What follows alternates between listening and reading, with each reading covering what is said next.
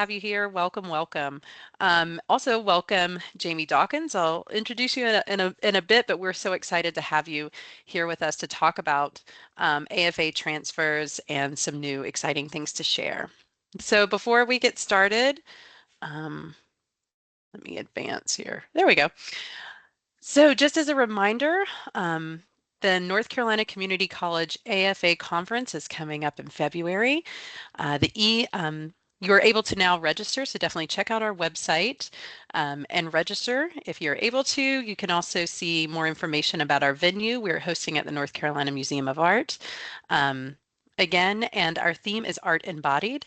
So hope to see you all there. It will be a really exciting couple of days of sharing, networking, and learning more. So thanks again for your support of the conference. And if you have any questions, don't hesitate to reach out. So welcome, Jami Dawkins. Jami works as the transfer coordinator for the University of North Carolina System Office and has also worked as a transfer advisor in community colleges and also at UNC Charlotte as a transfer advisor before taking her role. So we're so thrilled to have you with us today to learn more about transfer. And I'll turn it over to you, Jami. Awesome. Well, I'm glad you guys have my contact stuff up here. I'll have it up at the end of my presentation too. So thank y'all so much for having me. I apologize in advance. I'm in a new home office space, so like my cameras and my screens are a little funky. So if I'm like not looking at you, I'm here, I'm looking at you, but I just have my stuff on the opposite screens. But anyway, I'm really excited to talk with you guys a little bit about transfer guides. I have been on quite the transfer guide roadshow in the last several months. So if you've seen a presentation surrounding transfer guides since sometime in March or April, some of this may be repetitive, but I have set aside some time to really talk specifically kind of about transfer guides expanding to the AFA space. And what that rollout will look like and that kind of thing. But I do want to go through like kind of the background of the project and where we're at and what we're expecting comes next and show you some exciting data around it that will hopefully help you guys all feel excited about transfer guides kind of expanding to the AFA space. So that's what I'm here to talk about. And then, of course, I work on kind of all things transfer from the UNC system office. So if there's questions that come up or things like that, let me know. I'm also very informal by nature. So as I'm going along, if you want to interrupt me and ask a question, there's no need for us to wait till the end. I will be able to get through everything. So ask away. Ask until your heart is content. And I do plan to be at you all's conference as well. If not me, my counterpart, Eric Fotheringham, but likely me. And I'll have some UNC system updates and as well as transfer guide things to share as it pertains to AFA at that time. So thank you guys for having me. And I'm going to attempt to try to share my screen. So I'm going to share a PowerPoint at first, and then I'm going to spend some time showing you guys cfnc.org, where we now have transfer guides living. I'm also going to spend some time showing you some like actual transfer guides and some potential or examples of what the AFA ones would look like. So my screen will go from PowerPoint to a website, and we'll just kind of play around with it that way. But I'll start with the PowerPoint piece of the puzzle. And are you guys all seeing that? Yep, See the we're blue able to see screen? it. Cool, great. Okay, so let me give you a little bit of background. So the transfer guides are our new BDPs, baccalaureate degree plans. If you've been in the transfer space for a while, you know these BDPs stem from that comprehensive articulation agreement. They were mandated back in 2014 as part of that revision that took place. So transfer guides are BDPs, and we'll use that interchangeably now. And then we've shifted to transfer guides recently, but BDPs were part of the CAA revision in 2014 and essentially mandated the universities to create pathways that outlined what a student should take at the community college to complete the associate degree. And then that also those community college courses also need to align with their intended bachelor degree and show what they would have left to take upon transferring. And this is that's a big like thing for our universities to take over. And so this was part of the CAA, and there wasn't a lot of guidance that came from that. So it was like, hey, universities, you guys need to do this, but no one was like, hey, universities, you need to do this, and this is how you do it. And so what that resulted in was BDPs that looked all over the place. For 10 years, we've had 15 or 16 different institutional styled BDPs. We've had BDPs that contained different information. We've had BDPs that were outdated. We've had BDPs that weren't accurate. We've had great BDPs. We've had not so great BDPs. They've really run the gamut. We've had a lot of BDPs that are not ADA accessible. And so in 2022, the CAA TAC group, that Transfer Advisory Committee, who kind of oversees the implementation of the Comprehensive Articulation Agreement, they started to realize that they were hearing and that it was becoming clear that the BDPs were possibly not doing what they were set out to do. They weren't functioning as intended. And so they began a series of focus groups. Some of you guys here may have participated at one point, but they did focus groups with North Carolina Community College students, with North Carolina Community College staff and faculty, and then with also UNC system personnel. And they intentionally selected folks for these focus groups that were involved in some capacity with BDP. So maybe they use them regularly, maybe they are at the university creating them, maybe they were students that had navigated them. And they just collected a substantial amount of feedback about the BDPs. And what was learned was that they needed an overhaul. Just plain and simple. It was consistent. They were not working. So that was about the time that I got to the system office. In my role, I've been here for about 2 years now. And the first thing waiting for me on my desk was BDPs with a sticky note that said, let's fix these.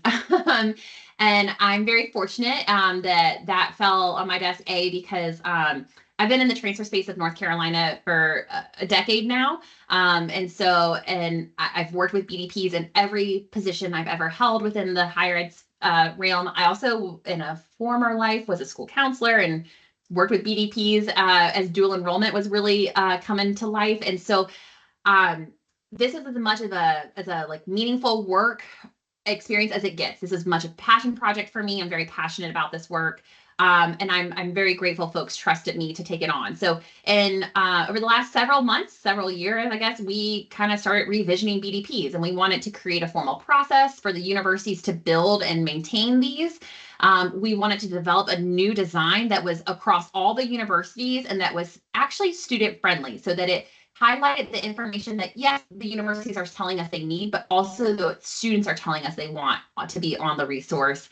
And then we wanted to explore ways we can make these a little bit easier to access for all of our students. And that is what led us to where we are. So when we started the work, we were trying to kind of identify like what was the root of the problem.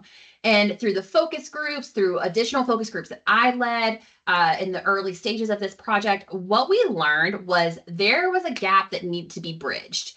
And the gap was that the creators of these resources were universities, and the users were folks at the community college.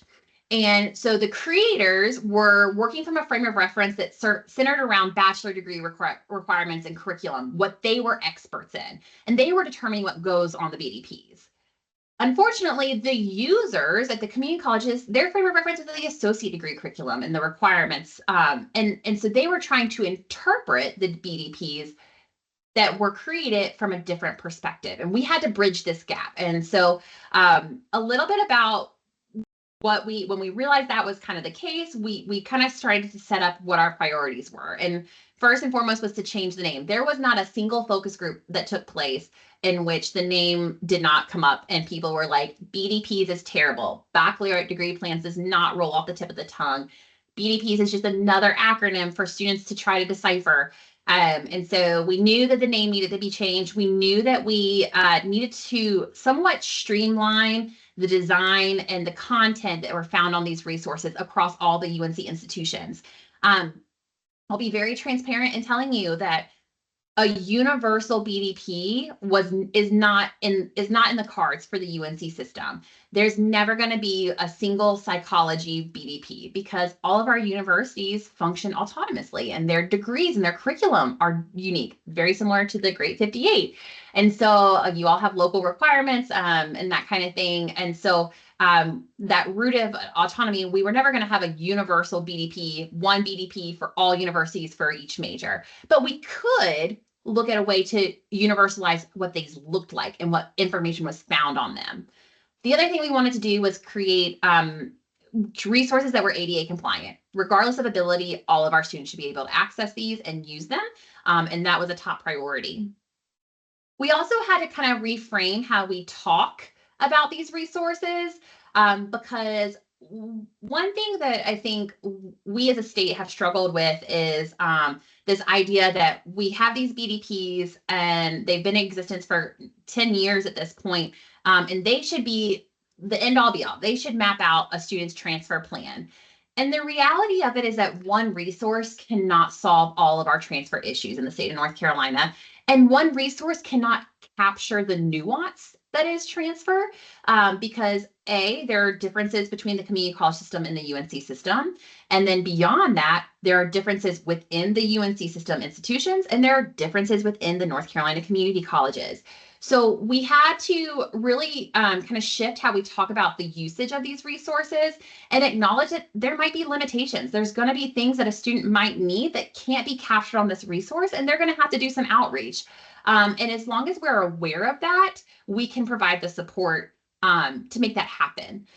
And with that is not only supporting students in that, but also supporting those that are building these resources and the professionals at the community colleges that use them. So providing support and training for our universities, making sure that these get updated annually and that the most up-to-date ones are always published. That's been a critical piece of the process. And then finding a way to have a centralized location for these to live so that students can go to one place and find all of these resources and they don't have to go look through each individual university. So what we did, and what I've shared with a few AFA folks already, is we created a transfer guide database for the universities. I'm not going to bore you and show you all what that looks like, but essentially there's a database that all the universities have access to. They have transfer guide dedicated professionals that have access to this database. And within the database, there are transfer guide templates. So we built an AA, an AS, and an AE template based on curriculum standards. So based on the statewide curriculum, associate in arts, associate in science, and associate in engineering standards. And so when a university goes to build a transfer guide, they select the appropriate associate degree. And then there's no guesswork about what community college courses they can recommend. That template is built with it based on the state standards for that associate degree. So they can only make recommendations in alignment with what the associate degree requires. And so this created kind of a really easy way for the universities to build the transfer guides. It streamlined the information they were going to put on them. And we think about it as like a data collection tool. So this was just a form they were filling out and they were putting all their recommendations, their admissions information, all that stuff into the database. And then we were taking that data and we were publishing the new transfer guides. In the middle there, we were offering a lot of support to the universities, and that will continue on because our transfer guide project is not yet complete. So what that meant is over the course, when the universities first got access to the database and they were having to transition BDPs into the new transfer guide format, we were on these campuses, like actually on campus with them. I was spending training days and workshop days with the folks at the universities. I had virtual one-on-ones weekly. I had drop-in hours. I created a training manual for university professionals that were in charge of building the transfer guides. And so we were working very closely. And then once we had all the university's transfer guide data in the database, we then began to review those, make sure all the data points were there that we needed. And then we transitioned that data into what the students and you all see now when you use transfer guides. So it was a tiered approach. The universities, I will tell you, if you've heard me speak before, you hear me highlight this. Our universities were gun-ho about this. Like they just did an excellent job. We provided them access to the transfer guide database in January of 2024. I believe it was like January 11th of 2024. And by June 1, there were over 1,200 transfer guides built by your university, by the universities. So they were, they did a lot of hard work in the spring semester. And then by July 1, we had nearly 1,400 published and out there for folks to use. So this was not a small undertaking for our campuses. They were instructed to build one transfer guide for every major. And they were limited, right? 1,400 is not nearly all of them because we have our AFA friends and we have teacher prep friends that were not part of this initial rollout, which is where we're headed next. So as of July 1, there were nearly 1,400 transfer guides available on CFNC. We developed a transfer guide search feature where folks could look by university or by major and find all the transfer guides from across the state. There is even a CAA course list search tool developed that is used in conjunction with the transfer guides.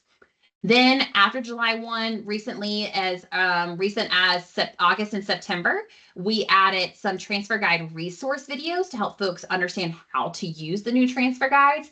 And we developed a transfer guide feedback form so that users, community college professionals, students, university folks, whomever is using the transfer guides can provide feedback that is generic transfer guide feedback or university or major specific transfer guide feedback. Or feedback based on the CFNC features so that we can continue to make improvements on this work. So for those of you that have not yet seen, all right, are you seeing CFNC now on the screen? Yes. Yes. Okay, cool. So if you're curious or haven't had a chance to play around, I encourage you to go to cfnc.org/transfer guides. And this is where you will find yourself. Well, if I could spell things right, that would help, huh? cfnc.org/transfer guides. There you go. And this is now where all of those transfer guides live. And so as users, you can do a couple things on here. Maybe you know where you want to study. You know you want to go to ECU, and you know that you're interested in an art program. You can search art. And what will come up is all of ECU's various art current BDPs. Now you will see none of these are AFAs as of right now because the AFA were not available to them when they started this project. But this is where folks can find transfer guides for the art programs at ECU. Maybe you're a student that you don't know which university you want to go to, but you know art is what you want to study. Now you can simply search by major and you can see all of APP's art programs, ECU, Fayetteville State, NC Central, NC State, all of them are populated here. We also have folks that know that they for sure, they definitely know they want to go to NC A&T. They're not quite sure what they want to study. They can search simply by university as well. And this is going to actually be broadened in the upcoming year where folks can search by online, hybrid, or in-person degree programs as well. So this is all of the UNC system transfer guides are here on CFNC. We've also developed some of those resources I mentioned. So if folks go right here to the transfer guide resources, they will find some just general information about using transfer guides, but then they also have access to 1, 2, 3, 4, 5 transfer guide resource videos. They're short and sweet and talk a little bit about using these resources with students. We also have our CAA course search feature. So if you're familiar, right now, the Comprehensive Articulation Agreement transfer course list, that CAA course list, it lives on the North Carolina Community College System Office website as a PDF. And it is updated here and there periodically as courses are approved, but it's just a singular PDF. We actually link to it right here. What we know is when folks are using the transfer guide, sometimes they need something a little bit quicker to access or easier to use. So if they're using a transfer guide and they see that there's not a specific UGETC humanities and fine arts course that's required of them, they can come over here and say, oh, well, I'm in the associate in arts. I know I need a humanities fine arts, but that the university doesn't care which one I take. And here's a list of all of those UGETC humanities fine arts. Again, you'll notice there's no AFA here. It's being built out. So I am in the process of having the AFAs added here as we prepare to roll out AFA transfer guides. So these are just some of the cool features that are on CFNC now that work in conjunction with the transfer guides. We also have the contact us. So if folks have questions, they can email, or if they want to provide feedback, which we desperately want and need to ensure we are continuing to hit the mark with this work, There's a feedback form here for folks to complete to share a little bit about their experiences using the transfer guides. Any questions about CFNC or what that looks like or anything? What was that initial email on that website? Oh, yeah, sure. I'll Address? drop it. Yep, I'll drop it in the chat for you too. But it's cfnc.org/transfer guides. And that will take you to the page that I am on now. So as we look ahead to 2025, which is what we're currently doing, we're preparing for work with the universities to continue expanding the transfer guide work. So in doing that, one of the things we wanted folks to know about was kind of the reach of transfer guides. So perspective, this went live July 1. So all those nearly 1,400 went live on July 1. And so as of October, I like to joke that we are officially worldwide. We have had a number of hits on the transfer guide page from outside of the US, various continents, various countries, and it's really exciting. But you can see just here, so when these went live on July 1, the spike of traffic to the transfer portion of CFNC has been incredible. This is just so exciting to know because we know transfer guides have been coming to the transfer resources on CFNC, but it's been a little outdated. It needed a revamp and we needed to add some stuff to it. And so transfer guides are keeping folks involved and engaged with CFNC, which we know is home to a lot of really important college going information. So we've seen a huge uptick and we expect that to continue.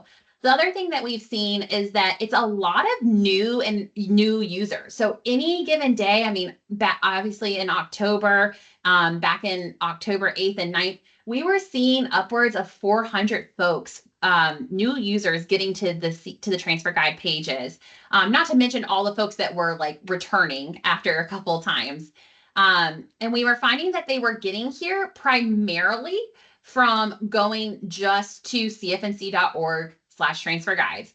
Some were a large portion were being referred here. So sometimes they were going to the northcarolina.edu site and being referred to CFNC. A lot of them were finding the transfer guides on their on an institution's website, which was referring them back to CFNC. And we were a little surprised to see that folks were accessing primarily from desktop rather than mobile because we always suspect students are using their phones for everything. But then we also recognize that the majority of folks using these or introducing these to students are professionals at the community college, and they're usually showing them to students from a desktop. So this does actually make a little bit more sense than when we initially saw it. We're also trying to track what are the popular guides being viewed. And so that's been a really fun thing for us to see some of the most popular transfer guides that are out there. And we're going to be able to share this with the universities. We're also going to be able to share them where they're getting looked at and how frequently. I will tell you this graph here is a smidge skewed because I'm in Charlotte and I eat, sleep, and breathe transfer guides right now. So that might be slightly skewed due to my role in the work, but it's been really exciting to see where they're being accessed from, and helps us get an idea of how often they're being accessed at different community colleges based on cities and counties. So looking ahead, any questions about kind of the access and what we're seeing trend-wise with the resources being live? Great. So looking ahead is where I really wanted to spend the bulk of my time with you all today, because as AFA folks, you guys are a huge part of what comes next for us. So this fall, I built out templates for the Associate in Arts Teacher Prep, the Associate in Science Teacher Prep, and all of our AFA transfer degrees. So there is now a template for the AFA Music, AFA Theater, and AFA Art. And the templates, again, are based on the associate degrees curriculum, so standard curriculum. So essentially, while I work for the UNC system, I am somewhat knowledgeable on associate degree curriculum and state standards. So I built the templates based off state standards. And last week I connected with a couple of your AFA colleagues to confirm that I built the templates correctly. And we are making one slight adjustment to the music one, but otherwise these have been built, and this universities will get access to the AFA transfer guides starting in February. So what that means is that beginning in February, the universities will make updates to their current or established transfer guides that they built. And they will also make new transfer guides for any new majors or the new templates that have been produced. So a few things I will mention here. All of our universities that have AFA aligned programs, they all have already created AA or AS, if it was appropriate, transfer guides for those programs. And that's because the CAA mandates that Comprehensive Articulation Agreement mandates that there is one transfer guide for every major on the university's campus. The AFA agreements as they stand do not mandate or do not require BDPs or the new transfer guides. And so there's not, I want to set a realistic expectation, especially with this group, and that like, we don't have the authority to go to the universities and say, you have to make an AFA transfer guide for every one of your aligning degrees. We are going to encourage it. But unless that's part of the agreement that the university is a part of, we can't mandate it. What we do anticipate, as we've talked to the universities, is that they will have both. And as you guys know, please don't quote me on this, but a lot of times our AFA agreements, they're not with all 58. And so we don't necessarily want the universities to not have an AA transfer guide available, because we know that there are students transferring from a community college where an AFA isn't available. But we want to promote the UAAs that you all have established and that we know are great opportunities. So the goal is to have universities have both AA and AFA transfer guides for the appropriate programs.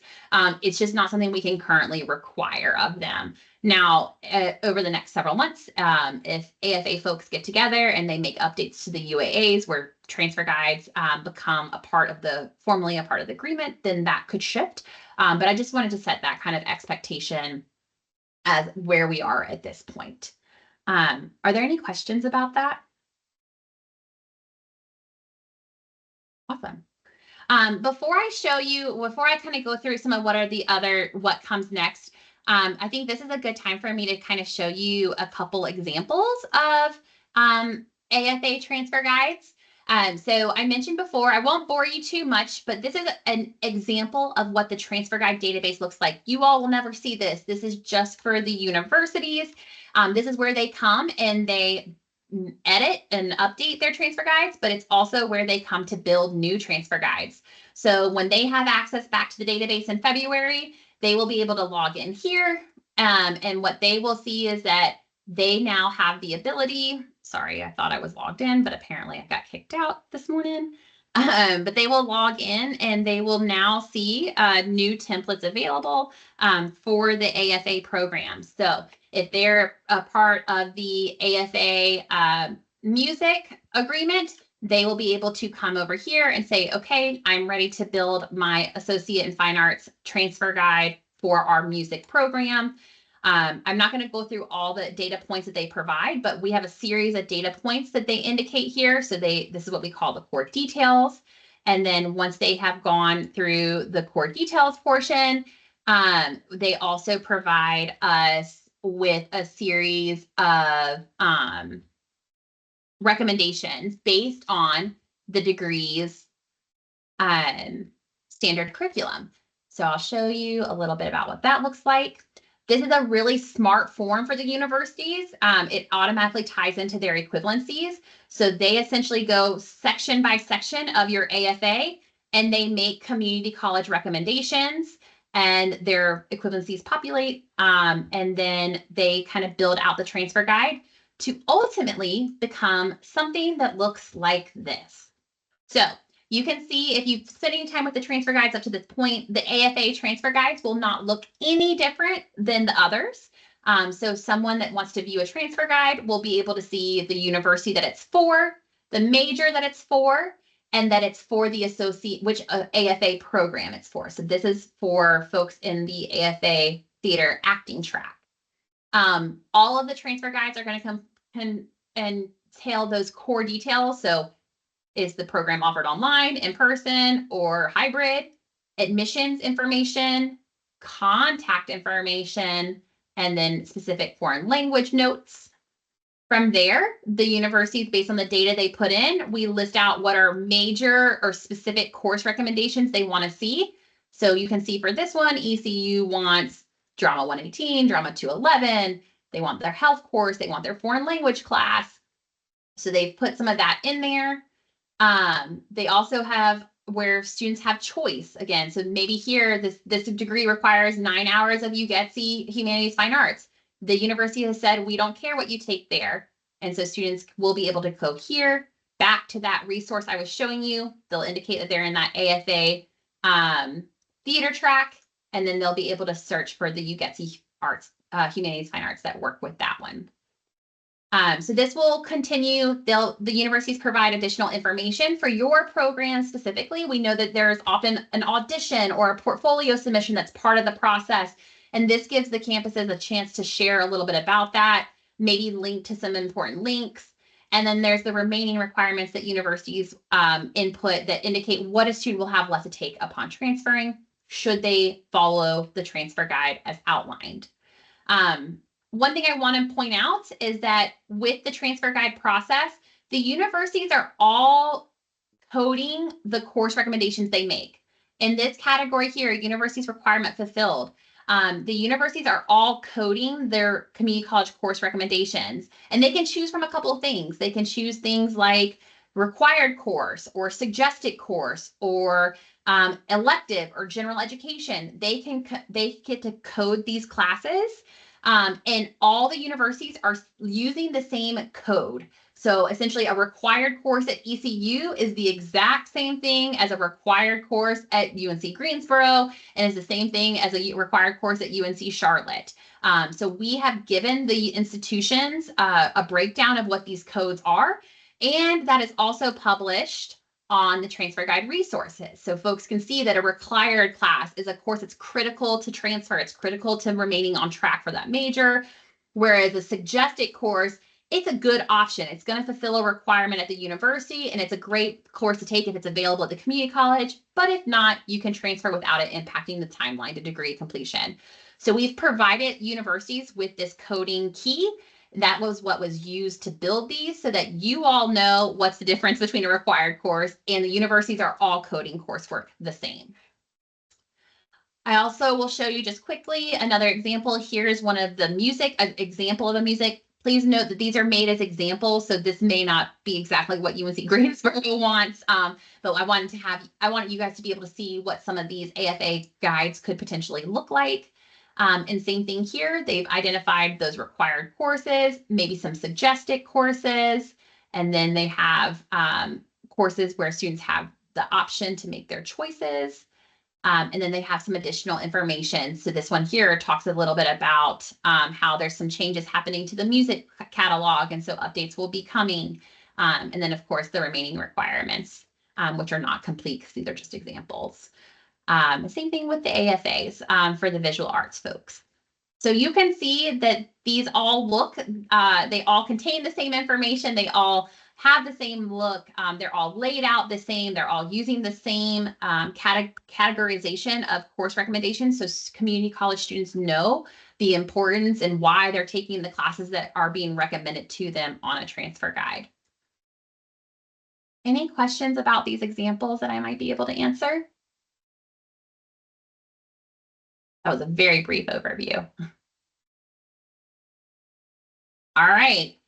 So some other things that are coming as we roll out additional transfer guides, and just on some rough numbers, just so you guys know, we have nearly 1,400 transfer guides published right now, with the 2 teacher prep degrees and the 3 AFA degrees rolling out. I anticipate us having somewhere close to probably somewhere like 1,600 transfer guides at, once the 2025 guides go live on June 1st this year. So adding AFA transfer guides to this is gonna obviously increase the number of guides that are available, but also increase access and visibility of the AFA transfer pathways. And we're really excited about that. We hope you all are as well. So we're doing some other great things with this project. In addition to rolling out new transfer guides for the upcoming year, we're creating an archive feature so that the 2024 ones will still be available in an archive folder on CFNC, and the 2025 ones will be the live ones. And we'll continue to update that archive each year as these are annually updated by the universities. I mentioned before, we're going to improve and expand that transfer guide search fields by adding in some additional fields to search by. We're going to be expanding the comprehensive articulation and agreement course transfer list, that search list tool, to incorporate the AFA courses. We are developing an annual timeline for the transfer guide updates that the universities will follow as it stands now, beginning in February of 2025. They will have from February till mid-May to make transfer guide updates. And then on June 1, 2025 transfer guides will be available. I'll pause here and talk a little bit about this because we, as the UNC system, recognize that getting transfer guides in June is a little tricky for our community college partners. We know, I know, that you all are often advising fall 25 students in March of 2025, and transfer guides aren't going to be available till June 1. And we recognize that's challenging. However, what I want to point out, and it's not justifying it, that it's but just so that there's some context around why that is. Much like you all at the community college, you guys go through curriculum updates. There's an curriculum update timeline, right? It usually happens in spring. So curriculum updates are usually finalized, I'm guessing probably in April, and then they go forward. Our universities are working on a similar thing. So if universities are building 2025 transfer guides and publishing them in March, they're not capturing their most recent curriculum updates, and they could be very wrong for students. And so we have to, at this point, unless major shifts happen, at this point, we're having to publish transfer guides after the curriculum updates are finalized at the university level, because we don't want incorrect guides published. We don't want them with old curriculum or old catalog year information if changes have taken place that are going to apply to incoming transfer students. So our hope is that by publishing them June 1, that gives our folks working with these students the summer to follow up and maybe make slight adjustments to their schedules if needed before that fall term. But we do recognize you guys are starting that advising experience significantly earlier than that. We're all kind of at the mercy of what that schedule has always looked like in higher ed, of curriculum updates taking place in the spring and being published late spring, which means we want to get the most accurate information on the resources. And then the last couple of things, we are looking at the design of the transfer guides. We're not going to change the layout necessarily, or the tables. That's all going to remain the same. But we are looking at, like, if there's ways we can improve how it visually looks on the screen. So maybe broadening the margins, so that when you print it, it's not so many pages, and different things like that. So we're making some tweaks. I wouldn't say changing the transfer guide design. We're just tweaking it so that it's a little bit more visually appealing. We're not changing how the structure of the design, just the how it fits on the screen, essentially. And then we're working to add some more transfer information to CFNC through some other transfer work that's taking place from my side of the house. The biggest thing that I think is important to note is that this is an ongoing effort. So the transfer guide project, I think some folks thought we were going to get these live in July, and that was the end of it. And we that were in the weeds of it knew that that was not the case. So this is going to be an ongoing effort as we roll out additional transfer guides, as we continue to make annual updates to them. We're also now, as a system office, have access to data that we've historically never had. And that's a really exciting thing. And it leads us to ask a lot of questions and see if there's places where we can do some data diving and look for similarities across the state, look for vast differences across the state to see if there's places where we could better streamline or create more consistency. So we're experiencing data we've never had access to, which is leading us to an ongoing data dive so that we can continue to look for ways to improve transfer experiences across our state. That was a lot of information I threw at you guys in 41 minutes. So I'm gonna stop sharing my screen just for a second. And I definitely wanna spend a little time just talking about this. How are you feeling? What makes you nervous? What questions do you have for me? All of that good stuff.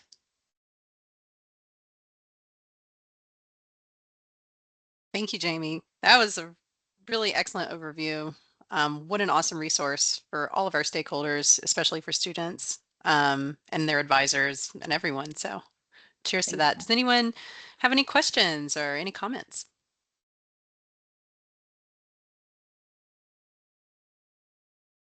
If it's okay, I'll repeat one question that the group gave me last week. There was so one thing that I wanted to acknowledge is different about AFA than maybe the CAA or some of the other uniform articulation agreements is that y'all's agreements are very departmental specific. They're very departmental led, and there's a lot of departmental and faculty touch on these agreements, which is wonderful. And so with the original rollout of the transfer guide, I kind of had like a point person at every campus, but that point person wasn't necessarily building the transfer guide for every major. That looked different on each of our campuses, which is why I spent time at each of our campuses.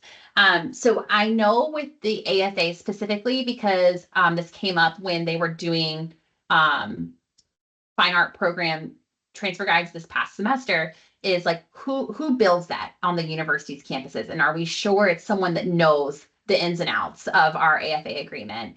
And what I will tell you with that is that for the most part, my campuses that have a transfer guide like point person that builds these, that person is working directly with the department. I try not to get involved with that. If I have a transfer guide point person on a campus, I let those folks navigate that and build that so that because for you all, especially for your programs, it's going to be critical that those departmental contacts that are kind of the liaisons with the AFA to BA or BFA pathways are part of this experience. So I will offer training to those folks, and I will be the one that kind of shows them how to use the database and how to fill out the forms correctly, and what data should be on the transfer guide versus what is maybe something you want to put on your website and different things like that. But the actual act of like putting in the recommended courses, the campuses will do that, and they will work with their point person and like the faculty or the departmental folks that are involved in that on that campus.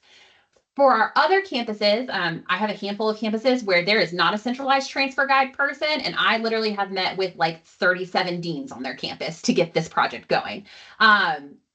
And so for those folks, I will likely do something similar where I will have a training day for all of their fine arts folks. They'll come to my training. I'll teach them about the transfer guides. I'll teach them how to access them and how to build them.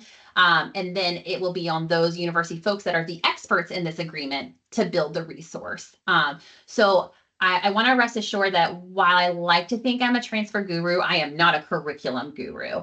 And so the folks that are the curriculum gurus will be a part of this process to ensure accuracy for your programs and for the partnerships that you guys have established.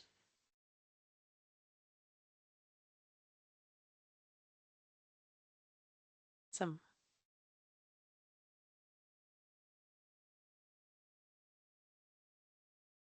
Rebecca, go for it. And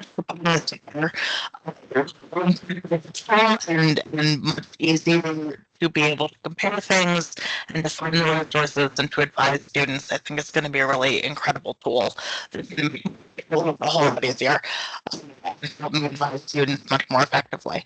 I was wondering, I recognize that this is very far in the future, if ever. Do you have any plans of adding a notation for distinguishing courses that are required for a minor in different programs, or creating a version of sort of the overview of a minor or a section added to it? And in the future, what about it? Yeah. Yeah. Your microphone cut out for part of it, but I think I got your question. So if I missed it, let me know. But so what we know is we have some majors, so not just AFA, not just fine arts programs, but we have a number of majors in which a minor is very common. And our universities actually, especially, I think it was UNCG that said like a minor is required for this major or whatever.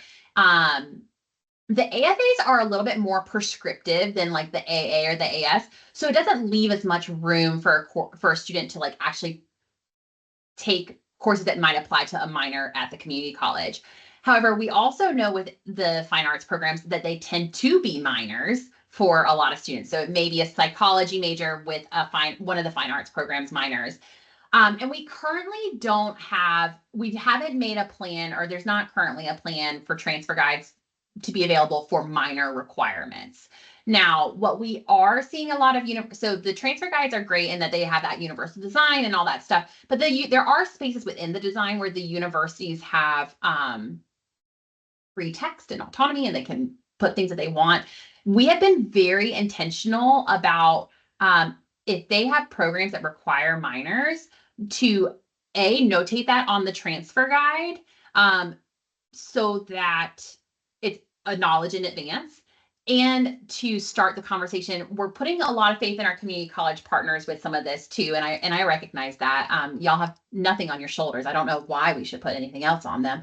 But like if you see the minor required for a psychology major, then for that advisor to say, well, have you thought about a minor? Oh, you're interested in music? Let's look at this music AFA like transfer guide kind of deal. And we're really hoping our community college partners can have some of those conversations, but we're not at a place where we can kind of expand it beyond bachelor degrees. The other thing with minors, and because we've looked into this a little bit, some of our universities are very specific about the amount of minor coursework that has to be completed at the university.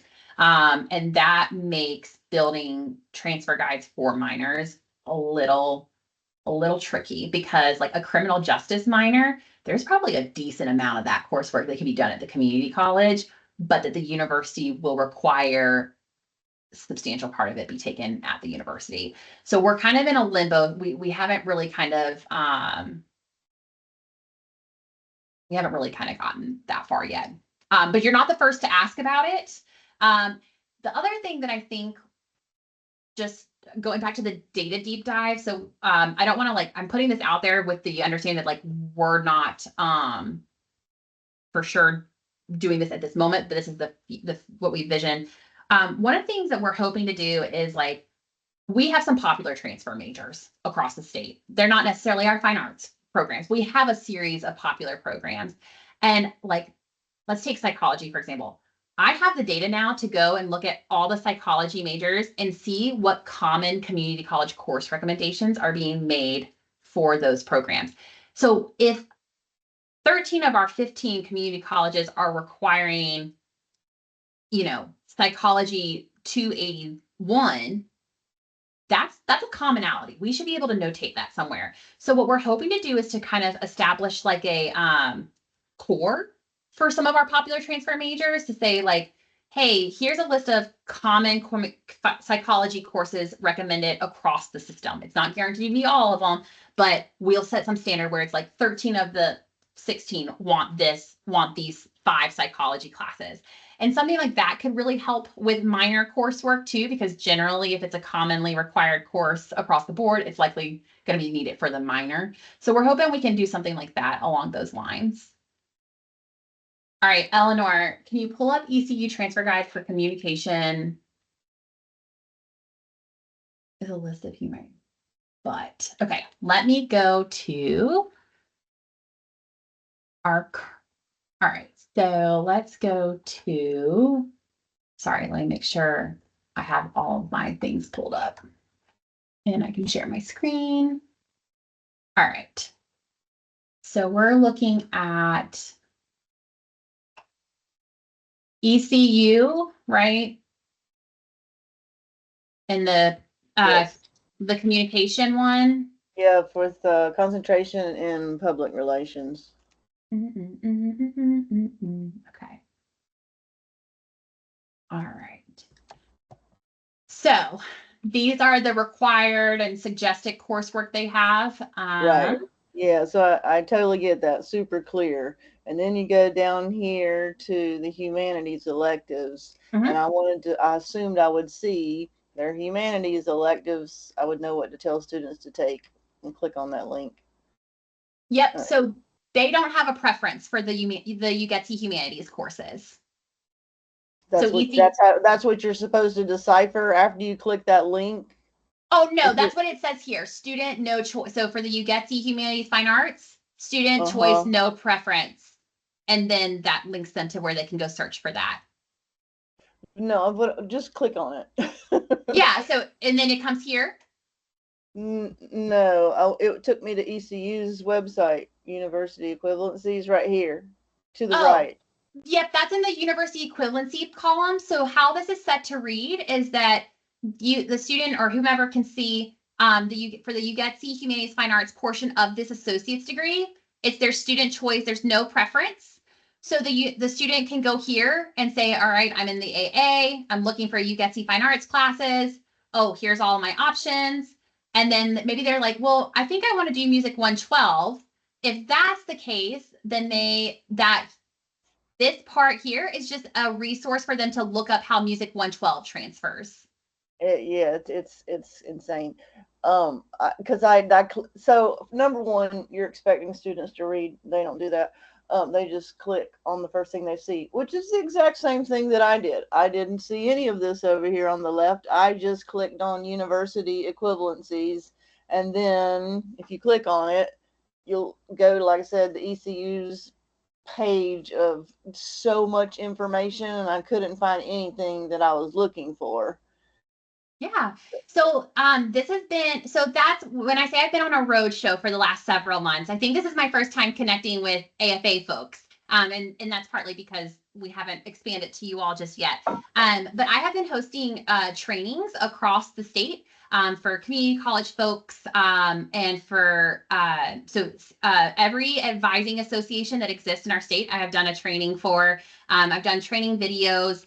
And then we also obviously have done stuff for the community college system and that kind of thing. And then we also have the training videos on the CFNC website that actually explain how to read the table and how to use the links in it. So while we know folks are finding these on their own and that kind of thing, we're the whole point of, and that's part of the point of me being here today, is so folks that are seeing these resources for the first time can kind of learn how they function and can kind of share that knowledge out. But that, yeah, I understand we do have a lot of words here and text here and that kind of thing. But we have been going across the state and offering these trainings. I actually I've gone to individual community college campuses and done trainings. So these are brand new. They just rolled out. And we know folks are just finding them and just learning how to use them, but we're doing that intentionally with like trainings like this so that folks can learn and share out how they use. But that's also why we have resources up on the page too. So if a student gets here and they're like, I clicked something and that didn't help, there's our resources that point out kind of how to use these, who to use them with. The key is there. And then for the point that you're making, we actually have this video here is actually all about using the transfer guides and reading the tables. So there's a whole training video on that. So I understand that it may not be super intuitive at first glance. I got you, but that's not what I'm saying either exactly. So I was just saying, if you clicked on the ECU one that you won't click on, but that's okay. And then you compare it. Yeah, so see, there's like, that's like, what in the world? Like, it's taking you to, and you can't even get from there to where you would want to be. But that's not even my point. So now if you go to Elizabeth City State University and you type in transfer graphic design, because they don't have communication, and then it goes to exactly what I expected to see on ECU's page. There's a list of the community college courses and the transfer equivalency of those courses at Elizabeth City State University. Yeah. So, unfortunately, similar to how you all have your system office, we can only mandate so many things. And that's really great campus feedback. And that's the kind of thing, like with our feedback form, we invite folks to share.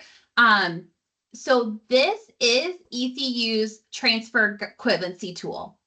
This is their tool on that page.